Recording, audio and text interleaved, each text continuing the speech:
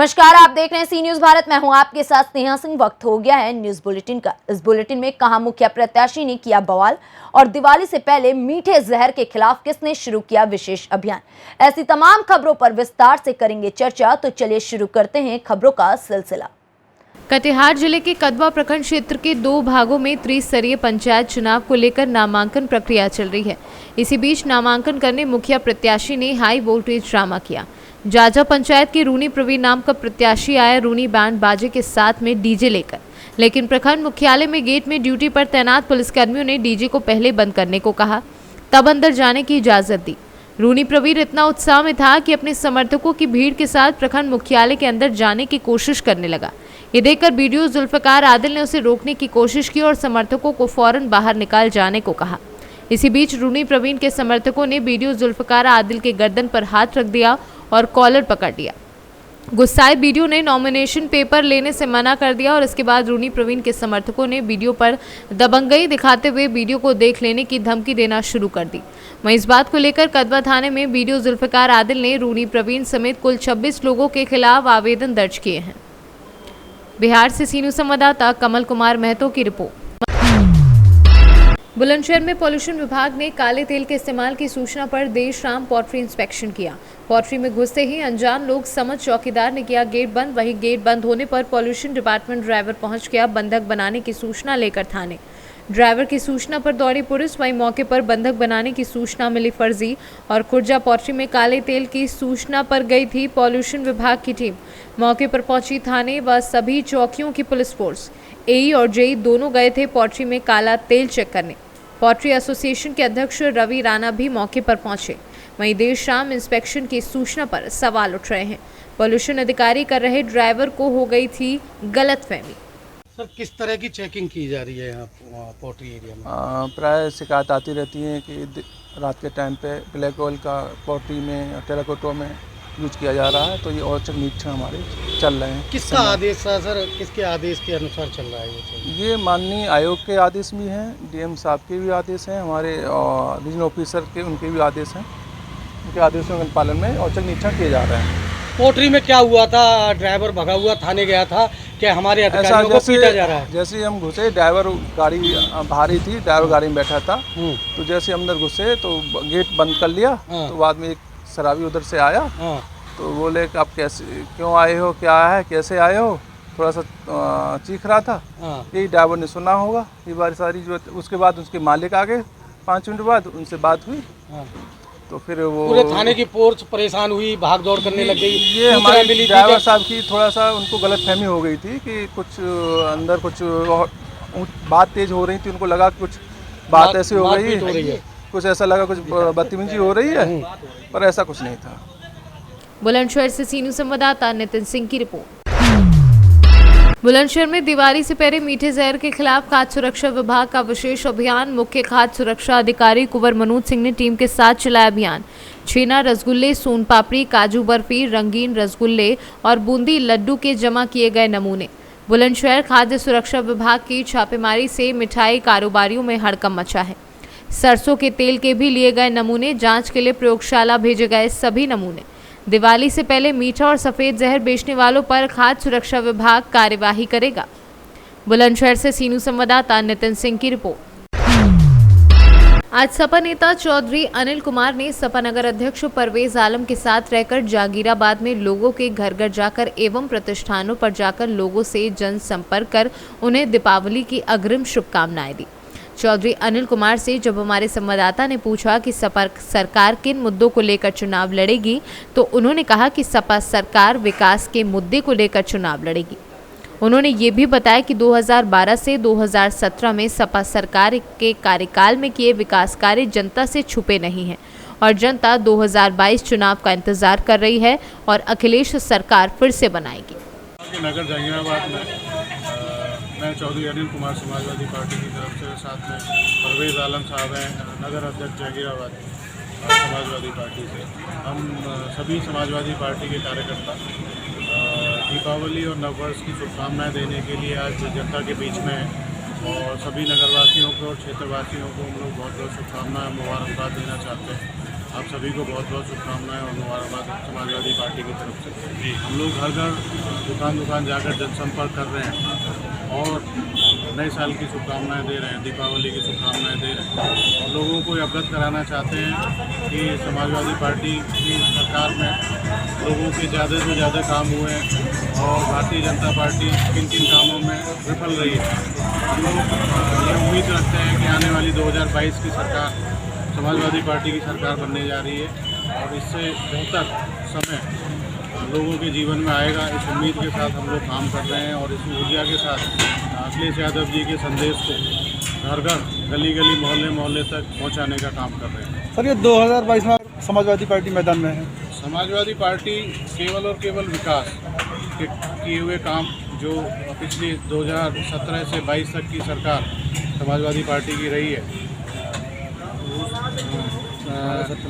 2012 से 17 की जो सरकार समाजवादी पार्टी की रही है उसमें किए गए कार्यों के बारे में चर्चा कर रहे हैं और उनके हमारे द्वारा की गई उपलब्धियों के बारे में चर्चा कर रहे हैं और ये अवगत कराना चाहते हैं कि बेहतर से बेहतरीन सरकार समाजवादी पार्टी दे सकती है माननीय अखिलेश यादव जी के नेतृत्व में और यह सरकार पूरे उत्तर प्रदेश के गली गली कोने तक विकास कार्यों और योजनाओं को लेकर पहुँचने के लिए तैयार है और वचनबद्ध है।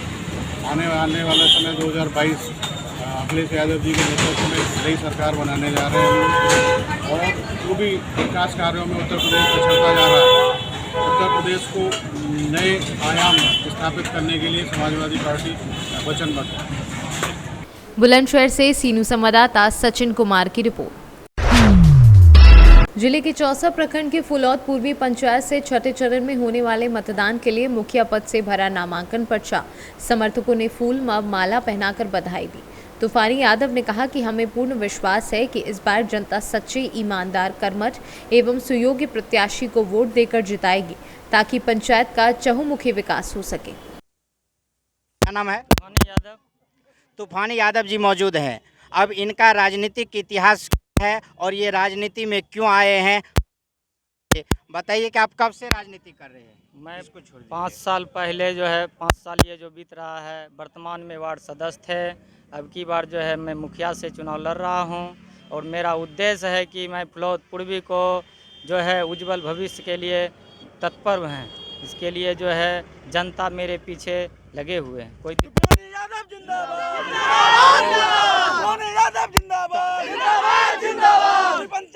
आपको क्या लगता है कि इस बार जो है 5 साल जो आपने वार्ड के रूप में काम किया, तो आपको क्या लगता है कि इस बार जो है जनता आपके ऊपर विश्वास करके आपको पूरे पंचायत का प्रतिनिधित्व करने के लिए सौंपेगी? पूरे पंचायत के विश्वास हैं, पूरे जनता पे मुझे विश्वास है, जनता को मुझ पे विश्वास है। ऐसा क्या किया आपने जो जनता का आपके ऊपर विश्वास है? मैंने जो है वार्ड सदस्य जब रहे हैं तो मैं अपने वार्ड को नहीं देखे, पूरे पंचायत को देखे, जो कि अभी मुझे वो काम आ रहे हैं। तो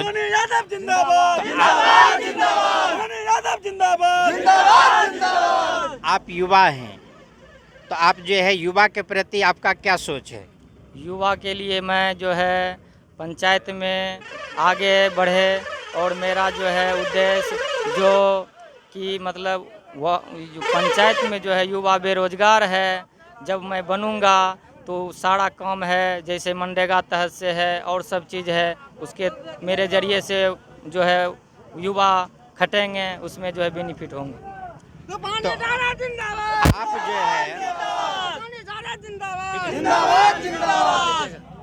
और पूछना है कुछ, तो आप जो है अगर यहाँ से जीत कर जाते हैं, जनता आपके ऊपर विश्वास करती है, तो आपका पहला काम जो है किस क्षेत्र में होगा? मेरा फुलौद पूर्वी क्षेत्र में काम होगा।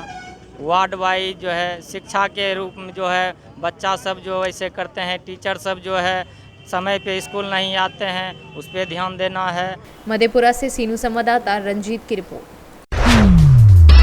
गुजरात बड़ौदा के बगोडिया में आम आदमी पार्टी के कार्य करने गुजरात पुलिस के अधिकारी के हक में समर्थन में आम आदमी पार्टी कार्य करेगी। वहीं बगोडिया मामलतदार को आवेदन पत्र सौंपा गया। જે લોકો આપણું રક્ષણ કરતા હોય એ લોકોને કેટલા સમયથી ન્યાય નથી મળતો।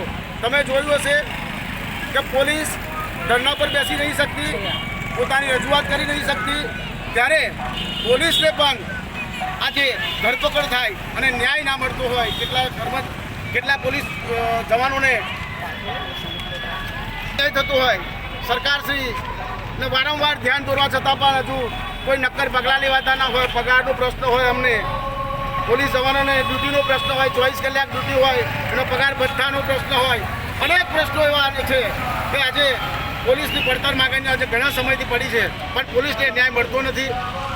એટલા માટે આજે અમે આમ આદમી પાર્ટી દ્વારા આજે પોલીસને ન્યાય મળે અને પોલીસને જે પગાર ભથ્થા છે કે એમના માગણીઓ છે તે માગણીઓ પૂરી કરે એવી સરકારને અમે જાણ કરવા આવ્યા છે. અને જો નહીં કરે તો અમે આગામી દિવસ અમારી આમ આદમી પાર્ટી તરફથી જે કંઈ આયોજન કરવામાં આવશે એમાં અમે આયોજન કરીશું. गुजरात से सीनू संवाददाता हुसैन मंसूरी की रिपोर्ट। उत्तर प्रदेश के जनपद लखीमपुर खीरी में जनवादी पार्टी के राष्ट्रीय अध्यक्ष डॉक्टर संजय सिंह चौहान ने मैलानी क्षेत्र के मक्कागंज गांव में पहुंचकर 137 विधानसभा पलिया के कार्यकर्ताओं से संपर्क किया, साथ ही जिले की समस्याओं व विकास कार्यों को भी देखा। साथ ही उन्होंने बताया कि समाजवादी पार्टी ही पहले भी किसानों की हितैषी रहकर किसान कल्याणकारी योजनाओं को लाभ पहुंचाने का काम किया तथा मौजूदा सरकार में बढ़ते डीजल व पेट्रोल के दामों को देखते हुए किसानों को उनकी फसल का पूरा मूल्य समय पर न मिल पाना ये मौजूदा सरकार के लिए आलोचना का विषय है। निरंतर बढ़ती महंगाई ने किसानों तथा मध्यम वर्ग व मजदूर वर्ग के लोगों को एक बड़ी समस्या है। साथ ही उन्होंने आने वाले आगामी चुनाव में सपा सरकार को भारी मतों से जीत हासिल करने की अपील भी की। आपकी पार्टी गठबंधन कर सकती है? हमारा गठबंधन 2019 में जो सपा बसपा का महागठबंधन बना था, उस महागठबंधन में 2 दल और थे, लोक दल और हमारी पार्टी, और हमारे पार्टी को भी उस महागठबंधन में 1 सीट मिली थी, चंदौली लोकसभा, जहाँ से मैं महागठबंधन का प्रत्याशी था और 5,11,000 वोट पाया था। जबरदस्ती मुझे 5,000 वोट से भाजपा सरकार ने हराया। तो आज हमारा गठबंधन कोई नया नहीं है, हम तो 2019 से अखिलेश जी बोलते हैं चुनाव होगा, किसी से हमारा गठबंधन। अखिलेश जी बराबर बोलते हैं कि 2022 के विधानसभा के चुनाव में हम किसी बड़ी पार्टी से गठबंधन नहीं करेंगे, हमारा गठबंधन छोटे पार्टियों से रहेगा और उसमें हमारा दल और केशव चंद्र मौर्य का दल पहले से ही हम लोग साथ चल रहे हैं। सर, आने वाले में आपकी पार्टी जो है युवाओं के लिए क्या है? भाजपा हटाओ प्रदेश बचाओ जनवादी जनक्रांति महारैली का आयोजन किया गया। उसी के क्रम में आज हमारा लखीमपुर में बना हुआ और बलिया विधानसभा में पार्टी के पदाधिकारियों और कार्यकर्ताओं के साथ बैठ कर उस रैली में चलने के लिए लोगों की रैली बनाएगी और लोगों से 2022 चुनाव को लेकर क्या? 2022 के विधानसभा के चुनाव में देखिए भाजपा ने कोई ऐसा काम नहीं किया है कि वो अपने काम के दम पर जनता के बीच वोट मांग रहा है। चाहे किसानों की खुशहाली का काम की बात किया, आपने देखा किसानों के साथ किस तरह से किसी महंगाई कम करने की बात पर आई थी। महंगाई कभी बढ़ेगी जितना इससे कभी किसी सरकार ने नहीं बढ़ाई। गरीबी कम करने के नाम पर आई थी, गरीबी रेखा से नीचे जीवन यापन करने वालों की संख्या का अनुपात, बेरोजगारी दूर करने के नाम पर आई थी, बेरोजगारी का अनुपात सबसे ज़्यादा इस सरकार में बढ़ा। तो कुल मिलाकर के भाजपा जिन वादों और जिन सवालों को लेकर के जनता की बिछाई थी सब पर फेल हो चुकी है और उत्तर प्रदेश की जनता आशा भरी निगाह से अखिलेश यादव जी की तरफ देख रही है और निश्चित तौर पर 2022 में भाजपा जाएगी और समाजवादी पार्टी की सरकार आएगी। अभी जो 3 राज्यों के कांड हुआ था उसमें बीजेपी भाजपा सपा को बना लेने का, देखिए भारतीय जनता पार्टी का मंत्री और के द्वारा ये कृत्य किया गया, उसके बच्चे के द्वारा, उसके बेटे के द्वारा, और मंत्री अभी तक इस्तीफा नहीं दिया। इसी से आप अंदाजा लगा सकते हैं कि भाजपा किसानों के प्रति, लोगों के प्रति कितना संवेदनशील है। भाजपा पूरी तरह से संवेदनहीन है और उत्तर प्रदेश की सरकार तो योगी का तो चरित्र ही नहीं है सरकार चलाना। योगी का चरित्र है मठ और गैंग चलाना और ये दुर्भाग्य उत्तर प्रदेश का कि वो आज कुर्सी पर बैठे हुए हैं। निश्चित तौर पर 2022 में जनता इन्हें माफ नहीं करेगी। 2022 में समाजवादी पार्टी की सरकार आएगी, जनता ने पूरा मूड बना लिया। बस और यहाँ से निकलेंगे फिर लखनऊ के लिए। लखीमपुर जिले में हमारे प्रभारी आ जाएंगे कल से, और लगातार एक एक गाँव जाकर संगठन और 2025 जो रैली है हमारे लखनऊ की, उसकी तैयारी में लोग लग जाएंगे। सर आपकी पार्टी जो है किन विकास मुद्दों पर देखिए हमारी पार्टी का गठबंधन समाजवादी। लखीमपुर से सीनू संवाददाता रियाज सिद्दीकी की रिपोर्ट। पूरनपुर मंडी समिति में 27 क्रय केंद्रों पर धान खरीदी की जा रही है। संयुक्त किसान मोर्चा के कार्यकर्ता लगातार धान खरीद पर मनमानी का आरोप लगा रहे हैं। इसको लेकर 1 अक्टूबर को ही किसानों ने मंडी गेट पर जाम लगा दिया था। मंगलवार मंडी में लगे क्रय केंद्रों के प्रभारियों ने हड़ताल कर दी। इसके बाद गेट पर धरने पर बैठकर किसान नेताओं के खिलाफ जमकर नारेबाजी की। इसको लेकर यहां आने वाले किसान धान बेचने को लेकर केंद्रों पर भटकते रहे। प्रभारियों ने बताया कि किसान नेता लगातार मानक विहीन धान खरीदने का दबाव बना रहे हैं। मना करने पर गाली गलौज कर मारपीट पर उतारू हो जाते हैं। धरने की सूचना पर एसडीएम रामस्वरूप व सीओ वीरेंद्र विक्रम भी फोर्स के साथ पहुंच गए। प्रभारियों को समझा बुझाकर धरना समाप्त कराया और इसके बाद प्रभारियों ने डीएम को संबोधित ज्ञापन एसडीएम को सौंपा। धान खरीद प्रारंभ हो गई है प्रदेश के पश्चिमी उत्तर प्रदेश के अन्य जनपदों में। इसी तरह पीलीभीत जनपद की पूरनपुर मंडी में भी खरीद प्रारंभ हो गई है। यहाँ पर प्रायः देखा जाता है कि किसान बंधु जो आ रहे हैं जिनका धान मानक है उनका तौला जा रहा है, लेकिन किसान बंधुओं के साथ साथ कुछ यहाँ पे किसान नेता जो अराजकता फैलाने के लिए अपने दल बदल के साथ 20-25 लोग आते हैं। केंद्र प्रभारियों पर गाली गलौज अवध भाषा का प्रयोग करके रिकॉर्ड छीनना, उनको परेशान करना, अधोमानक धान खरीदने का दबाव बनाते हैं। इसकी शुरुआत इन लोगों ने गुड़ मंडी से किया। रात में एसडीएम साहब को और केंद्र प्रभारी बंधक बना के रात 1:30 बजे रात तक धान तौलाया गया और इसका लोग उदाहरण देते रहे कि इस मंडी में भी हम ऐसा करेंगे। नायब तहसीलदार ने जब साहब ने कहा कि आप मानक का धान खरीदने की बात केंद्र प्रभारी में उठाई तो वहाँ पे उनको पकड़ा, धक्का मुक्ति दी गई और उनसे माफ़ी मंगवाने के बाद उनको बड़ी मुश्किल से मुक्त किया जा सका। इसी तरह से यहाँ पे महिला इंस्पेक्टर तैनात थी, उनके अभिलेख छीनने का प्रयास किया गया, अवध भाषा का प्रयोग किया गया और ये कहा गया आप यहाँ से ट्रांसफ़र करा लो, आप यहाँ सुरक्षित नहीं हैं। लास्टली कल अभी रमेश चंद्र तिवारी विपणन शाखा में तैनात विपणन सहायक था, जिस पूरा धान डीएम सर की मीटिंग की हम लोग तैयारी में लगे हुए थे। मैं उस समय तहसील पूरनपुर में था। यहाँ पता चला कि उस किसान का धान पूरा तौल गया, 10 क्विंटल बचा हुआ है। जबरन दल बदल के साथ मंजीत सिंह अपने साथियों के साथ पहुँचे और 3 बार उसकी तलाशी लिया अनधिकारित रूप से। उसके जेब में कुछ नहीं निकला। चौथी बार मंजीत सिंह ने उसके जेब में हाथ डाल के, जैसा तिवारी ने बताया, और 8000 रुपये निकाल के और उस पर रिश्वत का आरोप लगाकर परेशान किया गया और उसको हटाया गया। हटाने की मांग की गई, उसको निलंबित किया जा चुका जिलाधिकारी महोदय के आदेशानुसार। अब इस तरह भयावह माहौल में अगर 20% 25% डैमेज का सरकार की मंशा के अनुरूप हम लोग मानक का धान खरीद रहे हैं, किसानों को पूरा सहयोग कर रहे हैं और सभी लोग अच्छा व्यवहार भी उनसे कर रहे हैं। मानक का धान खरीद रहे हैं। अधोमानक धान जो हमारी क्षमता और सीमा से बाहर है, मानक के अनुरूप नहीं है, उनको तौल पाने में जब कठिनाई होती है फिर ये अराजकता तो हम लोगों के साथ अभद्र व्यवहार करते हैं। क्या मांगे आपकी? हमारी मांग है कि प्रशासन हमें श्योर करे कि आपकी जान माल की पूरी सुरक्षा है और जो सक्रिय अराजक तत्व हैं, बिचौलिया का कार्य कर रहे हैं, किसानों के साथ आके उकसा रहे हैं, उनका मंडी में प्रवेश वर्जित हो और किसी भी कर्मचारी के साथ अभद्र व्यवहार ना किया जाए। उनको एक बार गुणवत्ता परीक्षण ज्वाइंट एनालिसिस करने के बाद जो ट्रालियाँ रिजेक्ट हो उनको बाहर कराया जाए और हम लोगों को समुचित कार्य का माहौल दिया जाए। हम लोग एक किसान का धान तोड़ने के लिए तत्पर हैं। तैयार। Thank you. पीलीभीत से सीनू संवाददाता हैदर खान की रिपोर्ट। जनपद प्रयागराज के कोराव नगर पंचायत में कांग्रेस प्रतिज्ञा यात्रा का जोरदार स्वागत हुआ। प्रतिज्ञा यात्रा कार्यक्रम का नेतृत्व कांग्रेस पार्टी के जिला उपाध्यक्ष यमुना पार आनंद प्रकाश शुक्ला उर्फ बबलू एवं ब्लॉक अध्यक्ष कोराव आशाराम मिश्रा ने किया। किसानों की तरक्की व खुशहाली के लिए देश एवं प्रदेश में कांग्रेस सरकार जरूरी है। ये बातें कांग्रेस प्रतिज्ञा यात्रा में शामिल रहे कांग्रेस पार्टी के वरिष्ठ नेता पूर्व सांसद प्रमोद तिवारी ने कोराव बाजार के गोल चौराहे पर यात्रा के स्वागत सम्मान समारोह में उपस्थित लोगों को संबोधित करने के दौरान कही। पूर्व सांसद प्रमोद तिवारी ने कहा कि कांग्रेस की महासचिव प्रियंका गांधी ने सरकार बनने पर गेहूं और धान की कीमत 2500 रुपये प्रति क्विंटल एवं स्नातक छात्राओं को स्कूटी तथा हाई स्कूल एवं इंटरमीडिएट की छात्राओं को लैपटॉप स्मार्टफोन देने की घोषणा की। वरिष्ठ कांग्रेसी नेता प्रमोद तिवारी उपस्थित कार्यकर्ताओं एवं पदाधिकारियों को कांग्रेस महासचिव प्रियंका गांधी द्वारा किए गए वादे का प्रचार प्रसार करने का आह्वान किया। कहा कि अगर हम उत्तर प्रदेश प्रभारी प्रियंका गांधी द्वारा किए गए वादे को जनता के बीच फैलाने में कामयाब हो गए तो 2022 के चुनाव में उत्तर प्रदेश में कांग्रेस पार्टी के नेतृत्व में सरकार बनने के कोई रोक नहीं सकता। इसी प्रकार पार्टी के राष्ट्रीय महासचिव बाजीराव खांडेकर ने भी उपस्थित लोगों को संबोधित कर कांग्रेस की नीतियों को बताया।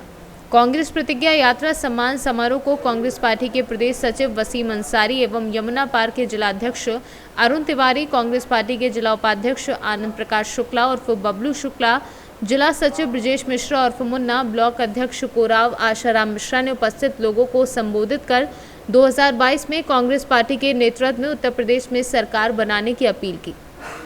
कांग्रेस प्रतिज्ञा यात्रा का स्वागत करने के लिए विधानसभा कोराव क्षेत्र के भारी संख्या में कांग्रेसी कार्यकर्ता एवं पदाधिकारी मौजूद रहे।